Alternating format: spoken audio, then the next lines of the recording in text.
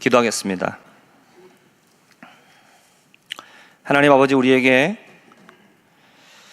평화를 주시기 원하셔서 예수 그리스도로 말미암아 하나님과 우리 사이를 화평케 하여 주시고, 또 우리 가운데 이 세상 살아가는 동안에 참된 평화를 허락하여 주심을 감사드립니다.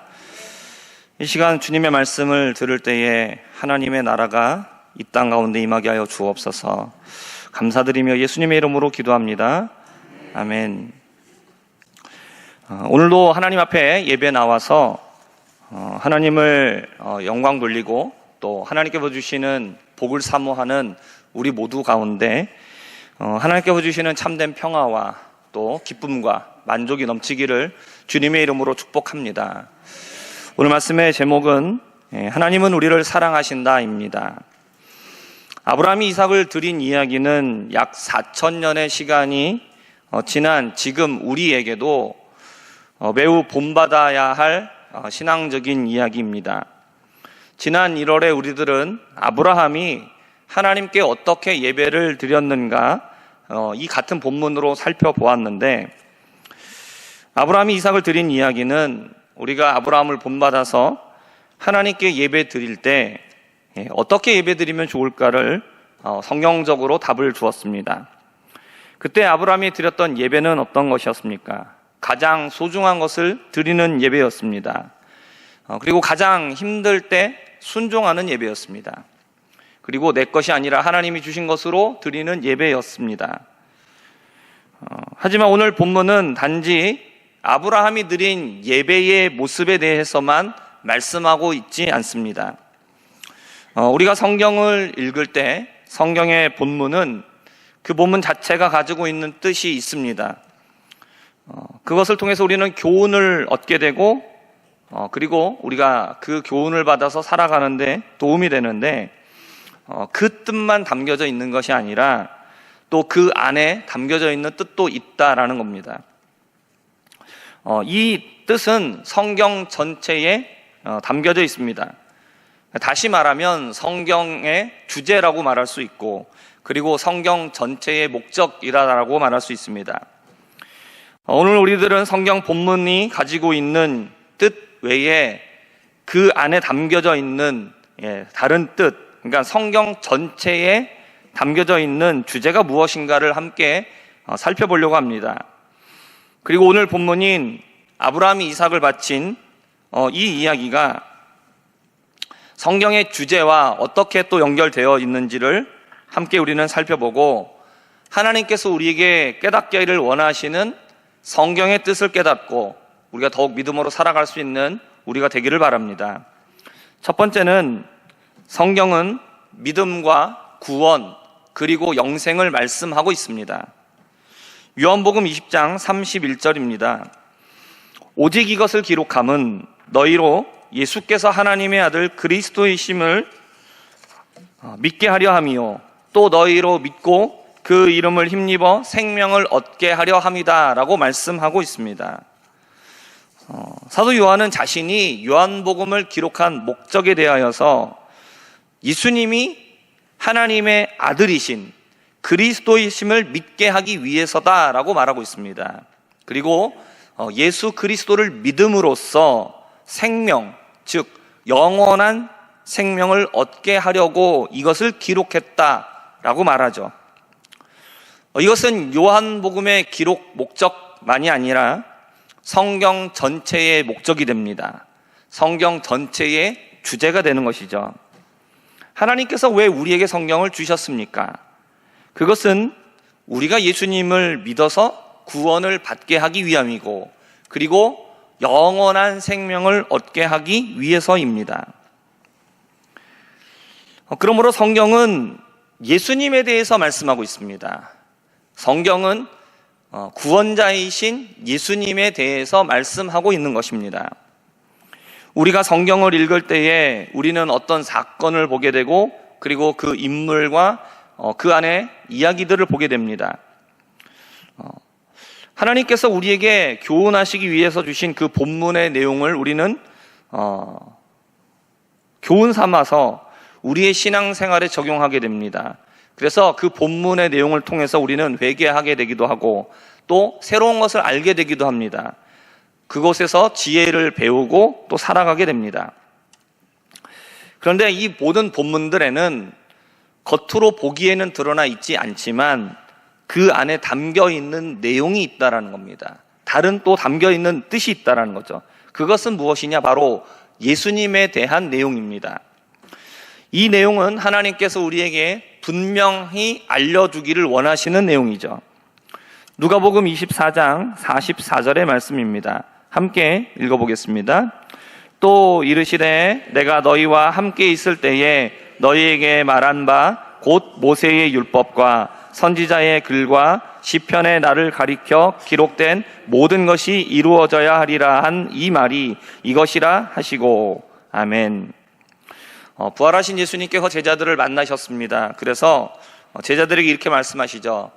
모세의 율법, 모세의 오경을 말합니다. 또 선지자들의 글, 이것은 선지서와 또 역사서, 그리고 시편을 포함하고 있는 이 시가서, 즉 이것은 구약 성경 전체를 말씀하고 있는 거죠. 그러니까 구약 성경 안에는 예수님을 가르쳐서 기록된 내용들이 들어가 있다라는 겁니다. 그리고 예수님은 이 내용들을 설명해 주셔서 제자들의 마음을 열어서 말씀을 깨닫게 해주셨습니다. 구약에는 예수님에 대한 내용이 담겨져 있습니다. 구원자이신 예수님을 말씀합니다. 아직 오시지는 않았지만 오실 예수님의 모습, 그리고 예수님이 오시면 무엇을 할 것인가, 구원자의 역할을 하실 것이다 라는 것을 담아내고 있는 것이죠. 예수님께서 구원자로 세상에 오시기 전에 구원에 대한 계획은 이미 세워졌습니다.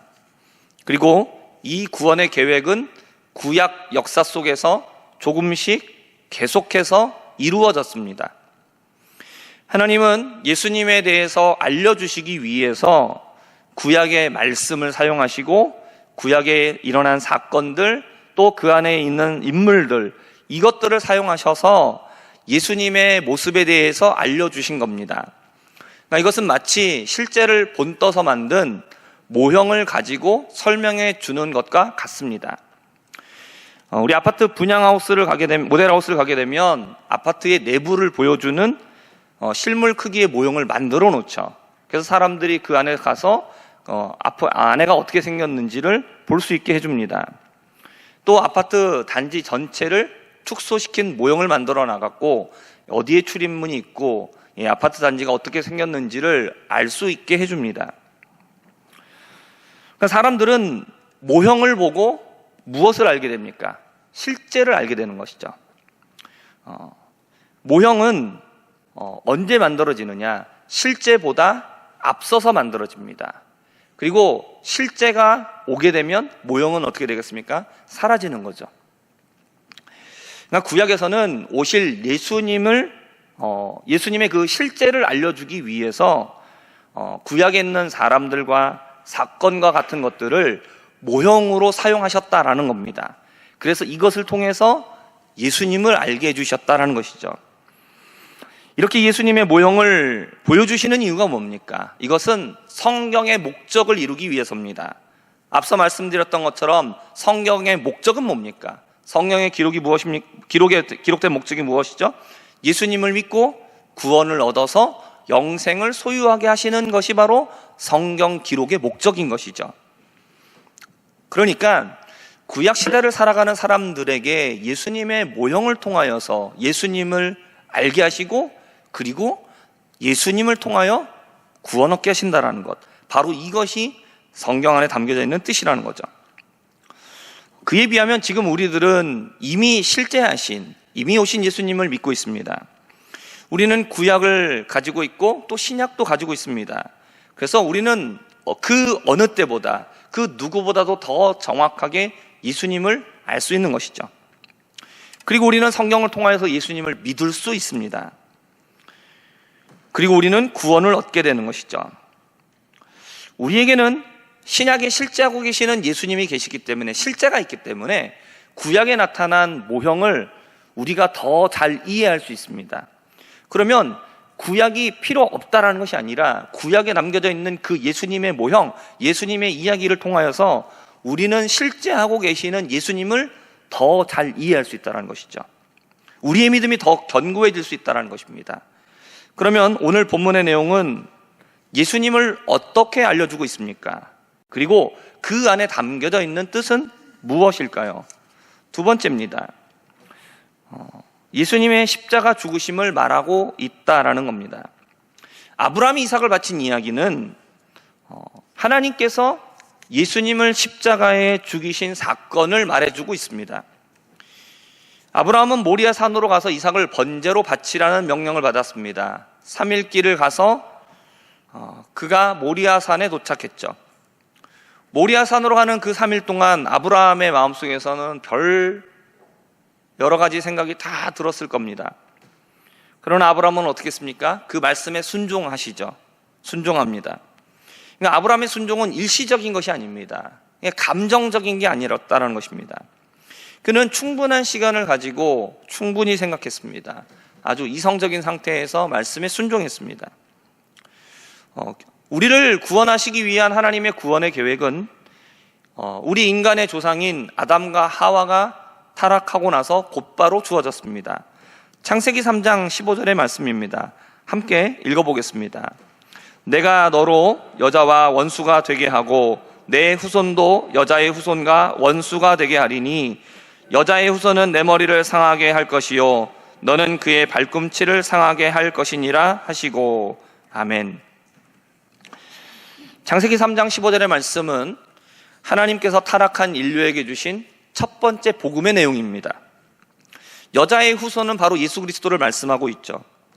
이 말씀대로 예수님께서는 세상에 오셨습니다. 하나님께서 예수님을 우리를 위하여 보내신 이유가 무엇입니까? 우리를 위하여 대신하여 십자가에 죽이시기 위해서입니다.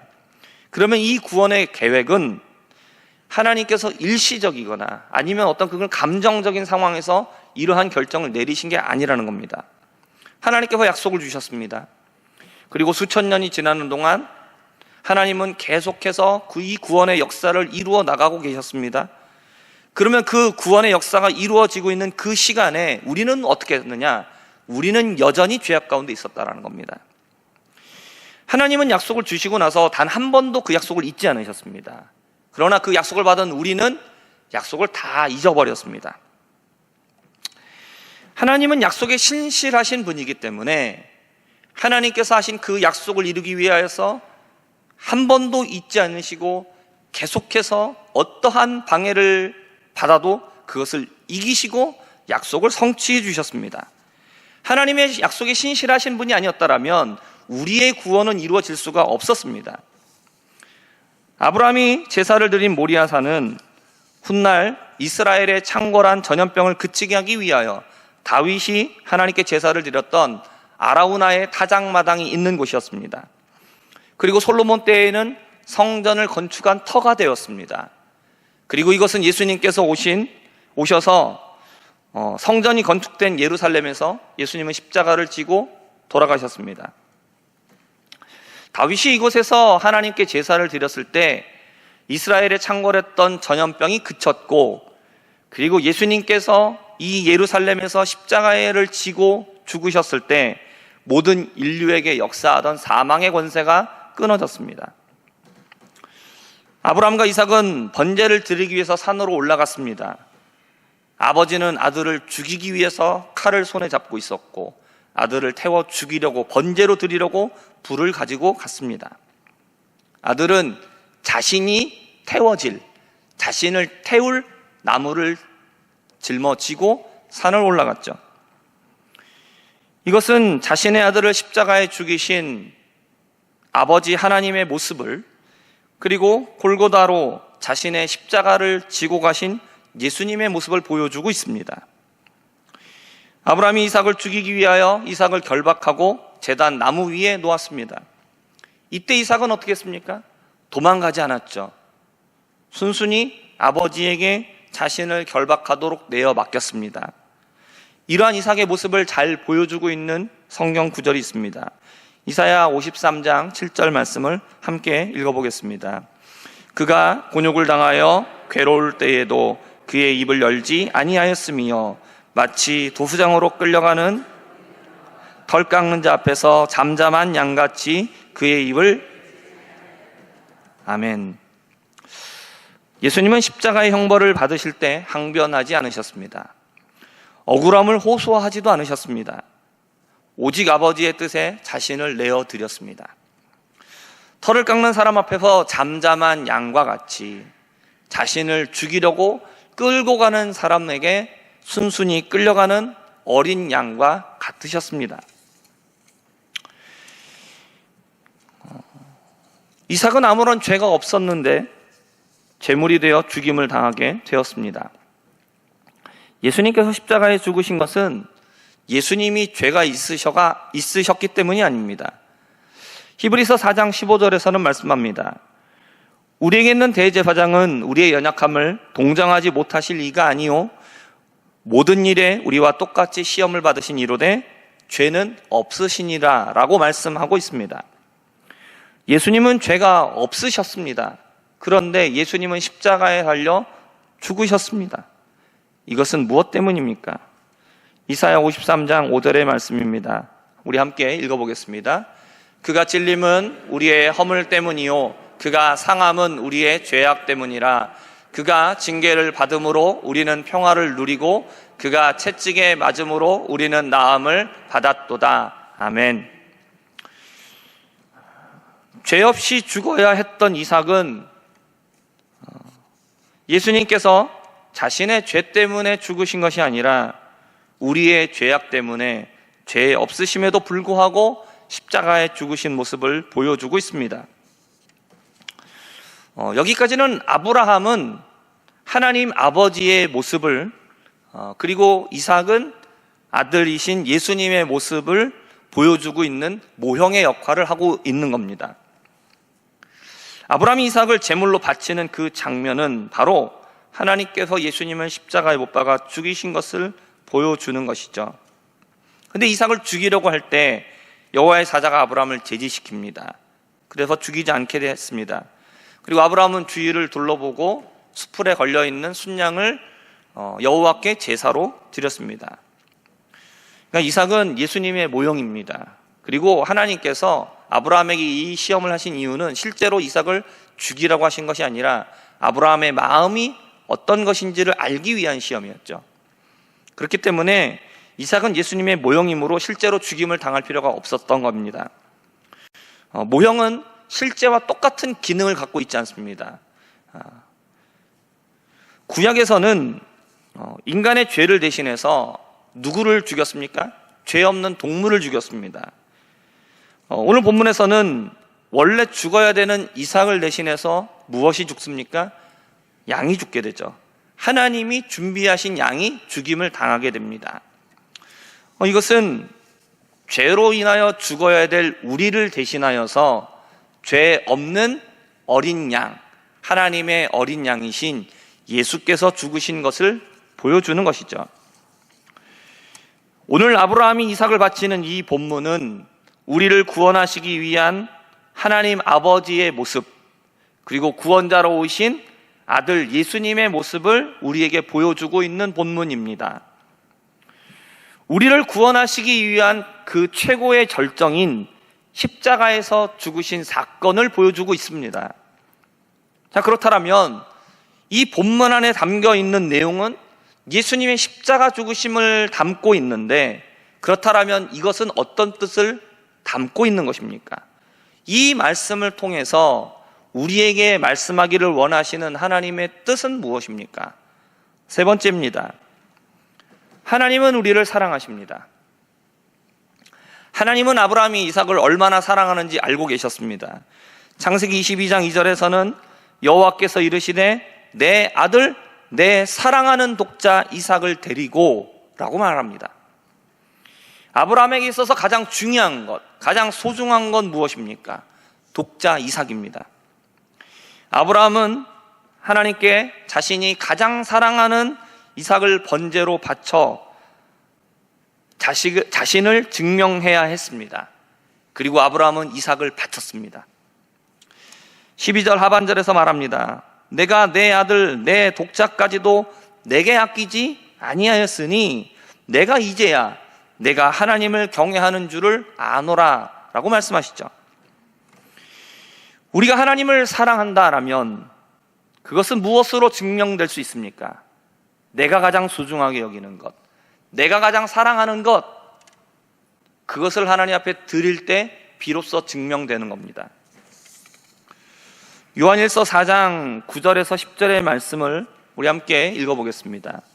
하나님의 사랑이 우리에게 이렇게 나타난 바 되었으니 하나님이 자기의 독생자를 세상에 보내심은 그로 말미암아 우리를 살리려 하심이라.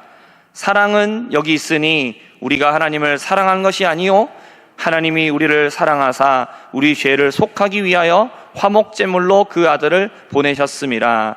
아멘. 사랑은 여기 있습니다. 사랑이 무엇입니까?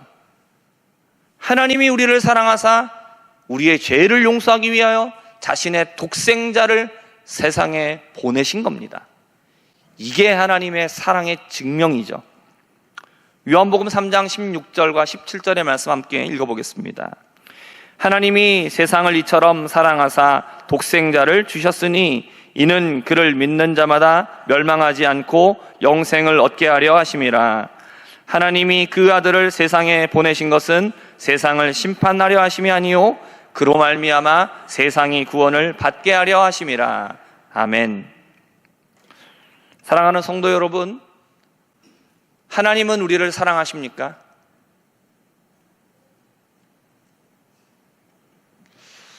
우리가 자신할 수 있는 증거는 무엇입니까? 하나님이 우리를 위하여 하나님의 독생자를 세상에 보내주신 것이죠. 하나님이 우리를 사랑하시기 때문에 우리가 하나님의 독생자를 예수를 믿고 우리가 멸망당하지 않고 영생 얻도록 예수님을 보내신 것입니다. 이것을 믿으시기 바랍니다. 하나님의 사랑은 진심입니다. 말로만 하는 사탕 발림이 아니에요. 듣기 좋은 말만 하고 그걸로 끝이 아닙니다. 하나님은 가장 소중하고 하나님이 가장 사랑하시는 외아들을 우리를 위하여 세상에 보내셨습니다. 로마서 5장 8절의 말씀입니다. 우리가 아직 죄인 되었을 때에 그리스도께서 우리를 위하여 죽으심으로 하나님께서 우리에 대한 자기의 사랑을 확증하셨느니라 라고 말씀하고 있습니다. 사랑받을 만한 모습이 단 하나도 없는 죄인인 우리를 위하여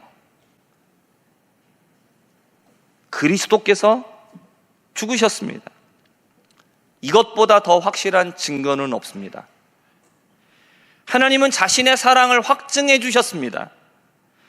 가장 소중한 아들을 우리를 위하여 아낌없이 주셨기 때문에 하나님이 우리를 사랑하신다는 증거를, 이것보다 더 큰 증거를 세상에서 찾을 수 없는 겁니다.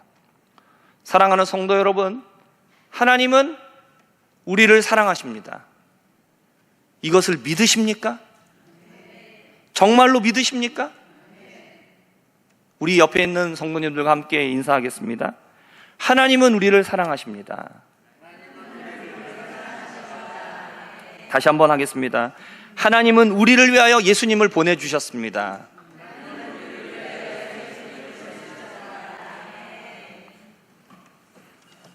그런데 그럼에도 불구하고 어떤 분들은 자꾸 하나님의 사랑을 의심하고 믿지 못하는 분들이 있습니다. 말라기 선지자 시대에 이스라엘 백성들이 그러했습니다. 말라기 1장 2절의 말씀입니다. 여호와께서 이르시되 내가 너희를 사랑하였노라 하나 너희는 이르기를 주께서 어떻게 우리를 사랑하셨나이까 하는도다. 나 여호와가 말하노라 에서는 야곱의 형이 아니냐. 그러나 내가 야곱을 사랑하였고, 에서와 야곱은 우리가 알고 있는 것처럼 쌍둥이 형제입니다. 그런데 형 에서는 하나님께 버림을 받았고, 그리고 동생 야곱은 하나님께 선택을 받았습니다. 에서는 형이기 때문에 상속받을 상속자였습니다. 그러나 에서를 버리시죠? 야곱을 선택하십니다. 하나님의 백성 삼으셨습니다. 에서가 아닌 야곱을 선택하신 이유가 뭡니까? 이것은 야곱을 사랑하셨기 때문이다라고 분명하게 말씀하고 있습니다. 세상에 수많은 사람들이 있습니다. 모두 다 죄인이죠. 그런데 그 모든 죄인들 가운데서 우리를 택하시고 우리로 하여금 예수 믿게 하시는 이유가 무엇입니까? 왜 우리에게 천국을 주시겠다라고 말씀하고 있는 겁니까? 무엇 때문이죠? 우리를 사랑하시기 때문에. 그것 외에는 다른 이유가 없습니다. 하나님은 이 구원의 역사를 이루기 위하여서 구원의 계획을 일찍이 세우셨습니다. 그리고 역사의 흐름 속에서 하나님은 단 한 번도 잊지 아니하시고 이 역사를 이루어 성취시켰습니다. 그리고 마침내 예수님께서 오셔서 우리의 죄를 대신하여 죽으신 것이죠. 우리에게 이 예수님을 믿을 수 있는 믿음을 허락하여 주셔서 우리가 믿고 구원에 이르며 우리가 영생을 얻게 해주셨습니다. 우리에게 천국을 소유하게 해주셨다는 것입니다. 아브라함은 사랑하는 이삭을 아끼지 않고 드렸습니다. 하나님은 사랑하는 자기의 아들을 아끼지 아니하시고 우리 모두를 위하여 내어 주셨습니다. 하나님의 사랑은 너무나 놀랍고 하나님의 사랑은 너무나 크고 위대합니다. 아브라함이 이삭을 바친 이 본문에 담겨 있는 내용은 예수님이 십자가에서 죽으신 내용을 담고 있었습니다. 그리고 바로 그 내용이 말하고자 하는 바는 무엇이냐? 하나님은 우리를 사랑하신다라는 겁니다. 성경 전체에 담겨 있는 하나님의 뜻이 무엇입니까? 그것은 바로 구원자 예수 그리스도입니다. 성경 안에는 우리를 구원하시기 위하여서 하나님께서 우리를 위하여 보내주신 예수 그리스도에 대한 이야기가 담겨져 있습니다. 그리고 이것은 바로 하나님이 우리를 사랑하신다라는 가장 강력한 증거입니다. 그러므로 우리가 성경을 읽을 때에 하나님께서 우리를 사랑하신다라는 그 강력한 증거이신 예수 그리스도를 발견하시고 그것을 깨달으실 수 있는 우리가 되기를 주님의 이름으로 축복합니다. 예수님을 발견하시고 예수님을 깨달으시고 예수님을 믿으시기를 바랍니다. 그리고 우리를 사랑하시는 그 하나님 안에서 살아갈 수 있는 우리 모두가 될 수 있기를 주님의 이름으로 축복합니다.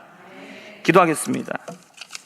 하나님 아버지, 우리에게 하나님의 말씀인 성경을 허락하신 이유는 우리로 하여금 예수 그리스도를 믿고 그리고 구원을 받아 하나님의 자녀가 되게 하시며 영생을 소유하게 하시며 천국을 우리에게 주시기 위함인 것을 우리가 깨닫고 우리를 사랑하시는 이 하나님의 사랑 안에서 살아갈 수 있는 우리 모두가 되게 하여 주시옵소서. 예수님의 이름으로 기도합니다. 아멘.